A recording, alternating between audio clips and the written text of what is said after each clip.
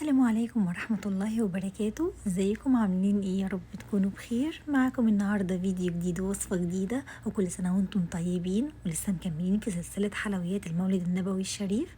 عملت معاكم قبل كده القشطة او القشطية، والنهاردة هنعمل الملبن الاحمر بكل سهولة بكل توفير وفي البيت. ويلا بينا نشوف هنعمله ازاي مع بعض. اول حاجة كده بجهز القالب بتاعي وغلفته بورق الزبدة، وكمان بدهنه دهنة خفيفة جدا من الزيت زي ما انتوا شايفين. بعد كده عندي حوالي 3 معالق من الجيلاتين، 3 معالق كبار، نزلت عليهم بربع كوباية من المية السخنة وهدوبهم كويس جدا وهسيبهم على جنب. بعد كده عندي حلة على درجة حرارة متوسطة، نزلت هنا بكوباية ونص من السكر، وكمان هنزل بكوباية ونص من المية زي ما انتوا شايفين. بعد كده هنزل بمعلقة كبيرة من الفانيليا السايلة، او لو بتفضلي ماء الورد تقدري ان انتي تبدليها بماء ورد زي ما تحبي. عندي بطرف المعلقة كده ملح الليمون، وانا عملته معاكم قبل كده وهسيب لكم اللينك بتاعه في صندوق الوصف. نزلت كمان بحوالي نص كوباية من عسل النحل، ولو مش متوفر عندك يبقى عسل جلوكوز، وكله على درجة حرارة متوسطة مع التقليب. واول ما الخليط يغلي معايا زي ما انتوا شايفين هنزل بحوالي نص كوباية من النشا مدوباها في نص كوباية من المية. وطبعا لازم نقلب باستمرار علشان الخليط بتاعنا ما يكتلش معانا. بعد كده الخليط هيتقل معايا زي ما انتوا شايفين كده. خلاص، هبتدي بقى اول ما الاقيه وصل للمرحله دي وتقل معايا بالمنظر ده، هبتدي ان انا انزل بالجيلاتين وهقلب بسرعه جدا علشان افك الجيلاتين كويس قوي.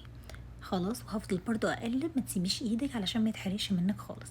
تفضلي تقلبي لغايه لما توصلي للقوام المطلوب انا هقولك عليه دلوقتي. طبعا انت اول ما هتحطي الجيلاتين هتلاقي الخليط بيفك منك كده ومبقاش تقيل زي الاول، ما تقلقيش خالص. هو هيرجع تاني، هيتقل تاني وهيتظبط تاني. ما تقلقيش خالص، ما تخافيش. اول ما القوام يوصل معايا للمرحله دي اللي انت شايفاها، تحسي كده ان هو بيتلم معاكي بالمعلقه. شايفين لما بتحرك كده تحسي ان هو بيتلم معايا مش بيرجع بسهوله. كده هو تقل معايا ووصل للدرجة اللي انا عايزاها بالظبط. هبتدي ان انا انزل بلون طعام احمر، طبعا تقدري تغيري اللون لو عايزاها اخضر او اورنج او اي حاجة. وكمان نزلت بالسوداني، برضو تقدري تغيري نوع المكسرات على حسب الذوق وعلى حسب الرغبة. لو تحبي تعمليها ببندق اي مكسرات انتي بتحبيها عادي، دي على حسب الذوق. وبس كده الملبن الاحمر جاهز معانا، نبتدي ان احنا نصبه. بعد كده هنصب الخليط بتاعنا بسرعة في القالب اللي كنا محضرينه. بعد كده هنغطيه وهنسيبه على رخامة المطبخ بره التلاجة يوم كامل لغاية لما يبرد خالص خالص، وبعد كده نبتدي ان احنا نقطعه للتقطيعة والشكل اللي احنا عايزينه. وده بيكون شكله بعد تاني يوم. بجد قوامه حلو قوي وطعمه كمان حلو قوي قوي، جربيه بجد مش هتندمي خالص، طعمه احلى من الجاهز كمان. وبس كده، يا رب الفيديو يكون عجبكم، وصفة النهاردة تكون عجبتكم، واشوفكم في فيديو جديد ووصفة جديدة. والسلام عليكم ورحمة الله وبركاته.